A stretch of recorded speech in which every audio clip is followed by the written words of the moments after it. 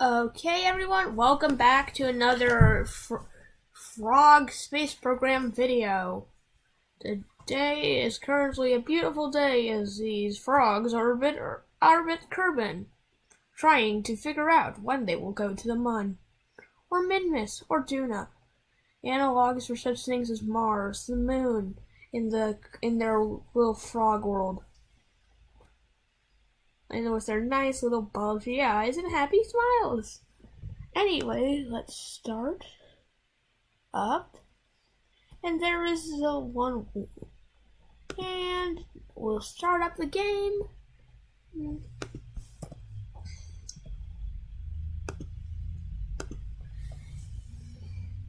And so if you remember from last time, we were readying for the launch of our orbital attempt with Jebediah.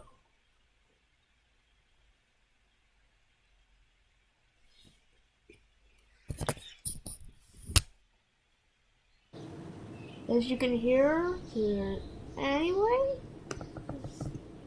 let's launch him, and let's find a Skipper Terrier launch for Jebediah.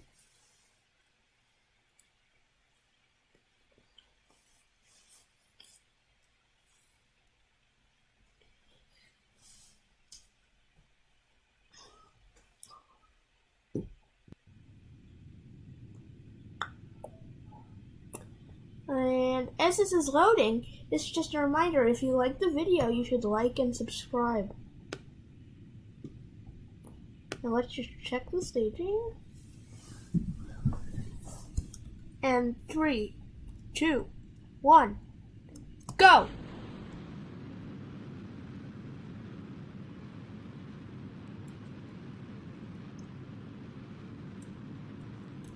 Should have put on stabilization. Yes, so remember to like and subscribe.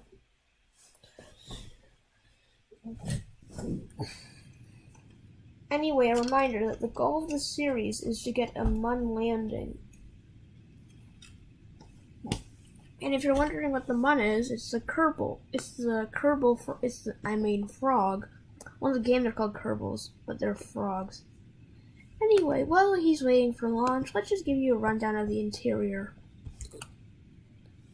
of the Jebediah, our little Kerbal, is in.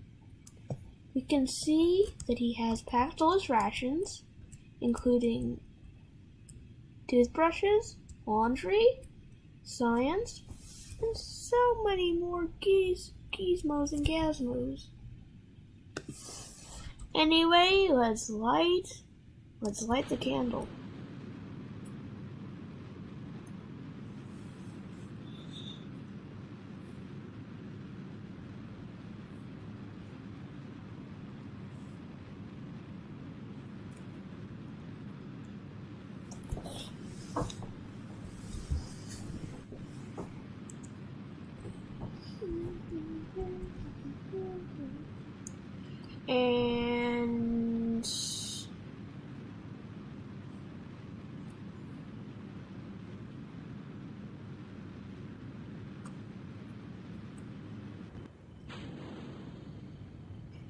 And solid rocket motor separate, full engine throttle.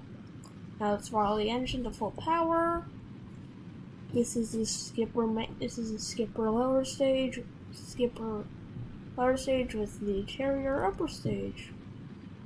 I went with a naming scheme of naming it after the engine. As you can see, here's this. Oh wait, swivel. I thought it was. Misconception. Anyway, and here you can see is the Terrier. So anyway, we're on our ride to orbit.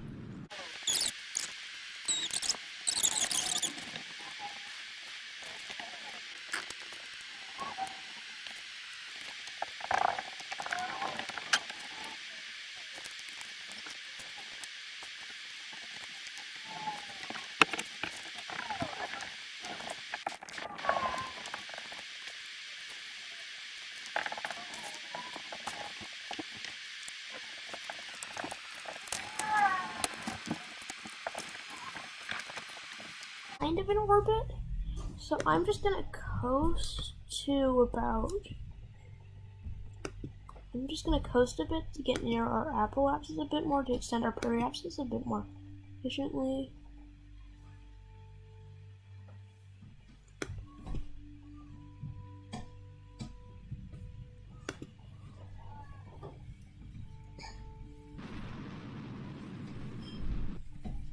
A bit more.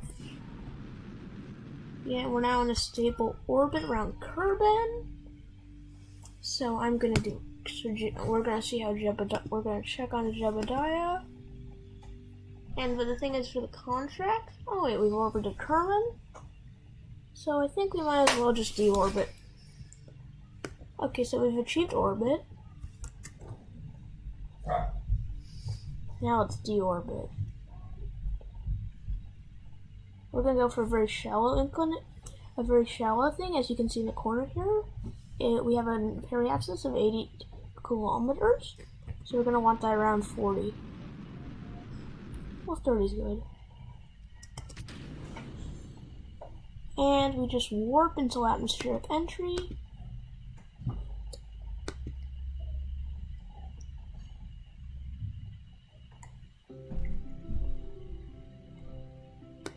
I'm gonna just do correction to make sure we're facing in the right direction.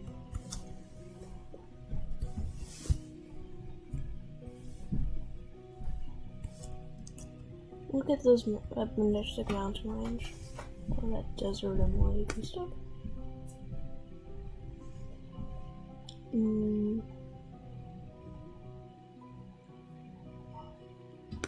Now for our mid-course correction. Now for another mid-course attitude correction to just make sure we're facing retrograde, which is basically the angle of the direction you're moving, the opposite of the direction. Basically, if you want the fire to slow you down, if you want to slow yourself to how fast you're going down, you'd be facing in that direction with a rocket. Yeah, so anyway, we're basically good for entry. Let's arm the parachute. And we're on an entry trajectory. Let's wait. So anyway, let's just watch the re-entry process.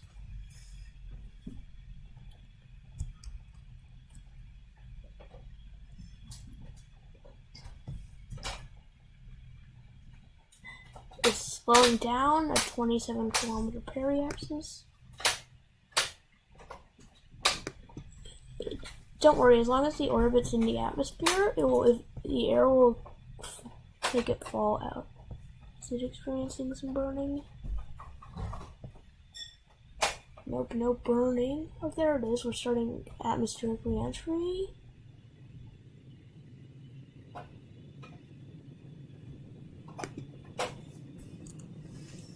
Look, you see how we went on such a shallow trajectory? There's less heat being generated. So, if we were to go shallow enough, in theory, we wouldn't even need this heat shield. But that would be very difficult. So, yeah. But as you can see, why we're playing retrograde is you see how, like, the flames in our trajectories were going in this direction, so the flames don't hit these parts. That's why we're facing retrograde.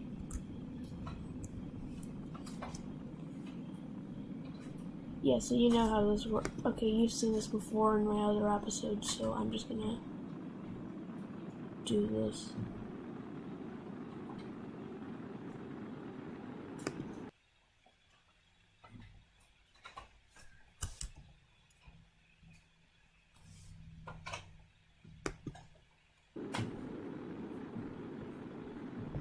So we're still in re-entry.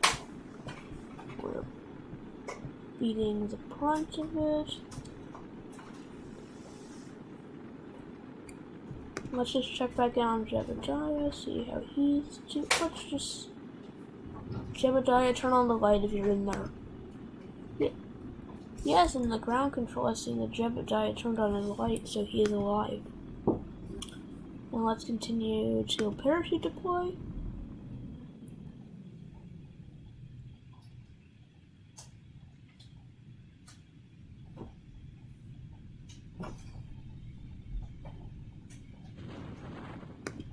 And there is there's parachute deploy.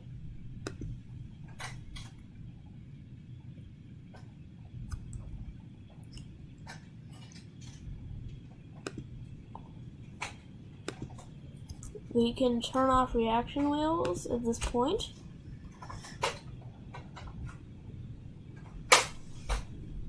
And then we can coast down till splashdown. And parachute deploy. And full parachute deploy in 3, 2, 1.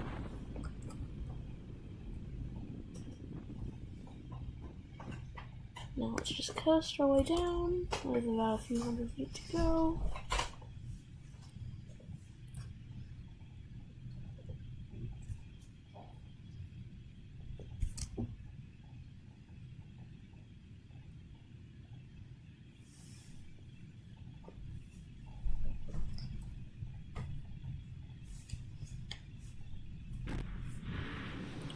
Okay, we can recover.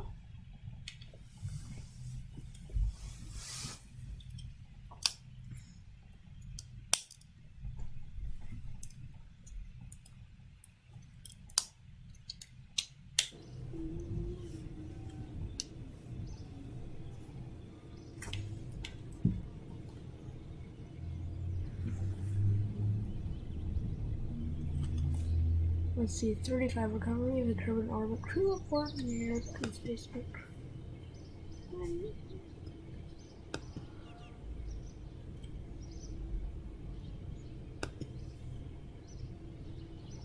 Now let's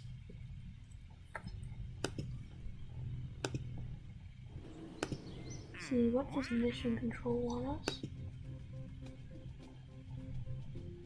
Okay, it wants a lunar flyby. Let's accept that.